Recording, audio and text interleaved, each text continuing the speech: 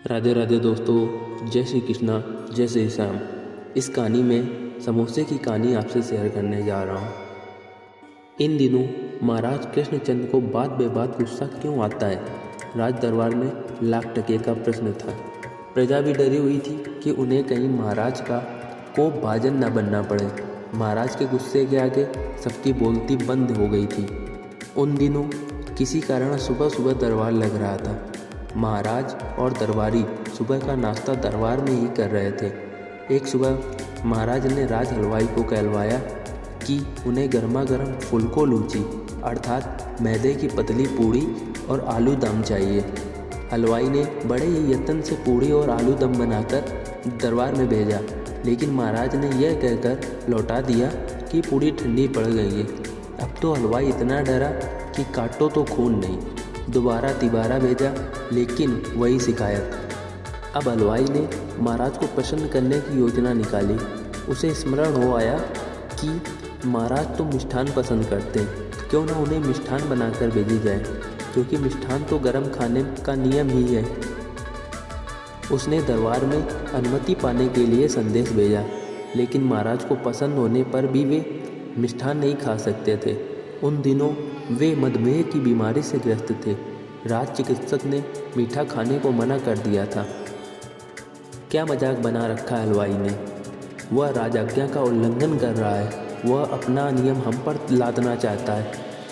महाराज ने तुरंत उसे सूली पर चढ़ाने का आदेश दे दिया। अब तो राज हलवाई के जान के ही लाले पड़ गए। उसने राजा से विनती की कि उसे क्षमा कर दिया जाए। बहुत गिड़गिड़ाने पर राजा ने उसकी मृत्यु की सज़ा को बदलकर देश निकाले की सज़ा दे दी। उसे 3 रात का समय दिया गया। 3 रात के अंदर ही परिवार सहित उसे राज्य छोड़कर जाना था। फिर ऐसा हुआ कि हलवाई की पत्नी ने राजा के पास प्रार्थना भेजी कि देश त्यागने से पहले उसे महाराज से मिलने का एक अवसर दिया जाए।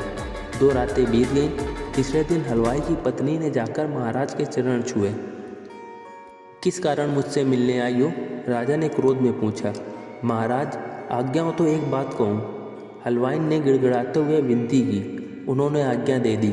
महाराज, मैं इस प्रकार पूड़ी और आलू दम बना सकती हूँ कि आधा घंटा बाद खाने पर भी वह गर्म ही रहेगा। साथ ही वह सावधानी बरतने की बात है कि उसे जरा संभल कर खाया जाए, क्योंकि अधिक गर्म मुंह में डालने पर जीभ जलने का डर है। हलवाई ने आत्मविश्वास भर के कहा। महाराज कृष्णचंद्र को कुछ आश्चर्य हुआ। उन्होंने दरबार के विशेष सदस्य गोपाल की ओर मुड़कर देखा। गोपाल ने कुछ न कहकर सिर हिला दिया। इसका अर्थ यह था कि हलवाई को एक अवसर देकर देखना चाहिए कि वह कौन सा गुल खिलाती है। महाराज ने आज्ञा दे दी। शर्त यह लगा दी कि जैसे ही दरबार से सूचना जाए, वैसे ही तुरंत उनके लिए नाश्ता बनाकर भेजा जाए। जो आज्ञा महाराज, आशा है कि मैं अवश्य संतुष्ट कर पाऊंगी। यह कहकर वह फिर एक बार महाराज के चरण छूकर सीधे रसोई की ओर चली गई। गोपाल ने केवल मुस्कुराकर मंत्री की ओर देखा। सबसे पहले मैं चख कर देखूंगा कि वह खाद्य सामग्री महाराज के खाने योग्य है या नहीं। मंत्री ने गोपाल की चुप्पी को आड़े हाथों लेते हुए कहा। इस बार भी गोपाल चुप ही रहे। गोपाल की चुप्पी को मंत्री अपनी हेठी समझने लगा। वह मिर्च मसाले सा जलकर दांत किटकिटाता रहा और गोपाल मुस्कुराता रहा। हलवाई ने राजा से रसोइयों को बुला भेजा और मैदा सानकर उससे पतली और छोटी पूड़ियाँ बेलने को कहा। हलवाई तो इतना डरा हुआ था कि उसके हाथ पैर शून्य पड़ने की परिस्थिति आ गई। अब हलवाई ने आलू दम कुछ सूखा हुआ सा बनाया।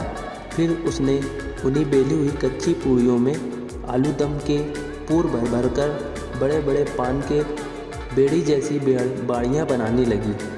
वे बाड़ियाँ समबाहु त्रिभुज सी तिकोनी मोटी मोटी दिख रही थी। रसोइया भी कम डरा हुआ न था। वह भी कांपने लगा था, यह सोचकर कि न जाने आगे क्या हो। हलवाई को तो हलवाई का साहस देखकर चक्कर आने लगा था। अब रसोइया और हलवाई जितना डरे, हलवाई उतना ही उनका मजाक बनाए। उसे पूरा विश्वास था कि वह अवश्य सफल होगी। राजा की आज्ञा आते ही हलवाई ने पहले समबाहु त्रिभुज की आकृति वाले पान के बीड़े नुमा आलू दम भरे वे पुड़ियों को खोलते घी में डाल दिया। छनन छनन छनन छनन पुड़ी की बड़ी बड़ी तिकोनी बाड़ियाँ उसकी नाच दिखाने लगी। वे जितनी बड़ी बनी थी उससे भी बड़ी मोटी मोटी बन गई।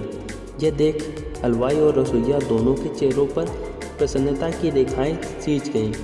हलवाई ने वैसे ही 10 बीड़ा नुमा पूड़ियाँ बना डाली। अब महाराज के सामने उन्हें परोसना था। हलवाई और रसोइये ने पहले इनकार कर दिया कि वे इस कार्य को सहयोग नहीं कर सकते। एक बड़ी सी थाली में उन्हें सजाकर हलवाई स्वयं ही दरबार में ले गई। महाराज ने जब उन्हें देखा तो उनकी आंखें फटी की फटी रह गईं। इनका नाम क्या है? खाने से पहले इनका नाम तो जान लूँ, महाराज ने मुस्कुराकर पूछा। इनके नाम संबुजा है। इसे धीरे धीरे मज़े से चबा चबा कर पूरा स्वाद लेते हुए खाएं। कदापि एक ही बार में मुंह में न डालें, नहीं तो जीभ जल जाएगी। हलवाई ने पूरे आत्मविश्वास से भरकर कहा। नियमानुसार पहले मंत्री जी को चखना था। उन्होंने हलवाई की बातों को नहीं माना और पूरा का पूरा संबुजा एक बार में मुंह में ठूस लिया। अरे यह क्या? मंत्री जी का मुंह तो खुला का खुला रह गया, गरम इतना कि मुंह के सामने हाथ ले जाकर पंखा करने लगा। महाराज तो मंत्री की हालत देखकर ठठाकर हंस पड़े। फिर उन्होंने बड़ी सावधानी से एक संबुजा को तोड़कर उसका छोटा सा टुकड़ा मुंह में डाला। अब तो दृश्य यह था कि महाराज इधर उधर बिना देखे एक के बाद एक का स्वाद लेने लगे। मंत्री ने किसी तरह पूरा बीड़ा निकलकर ठंडा पानी मंगवा लिया। ऐसे समय पर हलवाई उन्हें कुछ कहती कि गोपाल ने इशारे से मना कर दिया। उसने अब कुछ पूछने का साहस नहीं किया। दरबारियों की आंखें एक बार महाराज की ओर घूम जाती और दूसरी बार साहसी हलवाई की ओर। महाराज ने खा खाकर कुछ भी न कहा। उन्होंने केवल यह किया कि अपने गले से मोतियों की 3-3 लाड़ियाँ निकाली और हलवाई के गले में डाल दी। अब तक राज रसोई तक सूचना पहुंच गई कि महाराज बहुत प्रसन्न है। हलवाई और 50 संबुजा छानकर ले आई। संबुजा खाने का दौड़ कि गोपाल जीभ लपेट लपेट कर मुँह बना बना कर संबुजा खाने लगा। उधर मंत्री जी का लाल पीला चेहरा देखने लायक था। वे केवल सबकी आंखें फाड़ फाड़ कर देखने लगे। इस पर इधर मंत्री जी की जग हसाई को बोने लगी तो उधर हलवाई की बड़ाई के पुल बांधने जाने लगे। महाराज ने उसे राज रसोई की मुख्य रसोइयों की नौकरी दे दी, साथ ही दंड भी वापस ले लिया। महाराज कोई 6 माह तक लगातार इस संबुजा का आनंद लेते रहे। इन दिनों शाम होते ही महाराज के होठों पर हंसी खेलने लगती थी। दरबार में शांति विराजने लगी। जनता ने चैन की सांस ली। यह बात लगभग 250 वर्ष पुरानी है। उन्हीं दिनों कलिंग प्रदेश, जो वर्तमान में उड़ीसा राज्य में गिरधारी बेरा नामक एक हलवाई अपनी धर्मपत्नी धरित्री देवी के साथ बंगाल के कृष्णनगर राज्य के राज दरबार में आए थे। उन्हें महाराज ने राज हलवाई के रूप में अपनी सेवा में रख लिया था। गोपाल ने भी धरित्री देवी का लोहा मान लिया। उसने भी धरित्री देवी के सम्मान में बड़ाई के पुल बांध दिए। हलवाई की संबुजा ही बाद में चलकर समोसा या सिंघाड़ा नाम से प्रसिद्ध हो गया। लेकिन यह दुख की बात है कि धरित्री देवी का नाम काल में गाल में समा गया, जबकि हमारे गाल में अगर सिंघाड़ा या समोसा हो तो क्या ही कहना। अब आपसे यह पूछा जाए कि समोसे की माँ या आविष्कारक कौन है, तो आपका उत्तर क्या होगा? कमेंट में ज़रूर बताएं।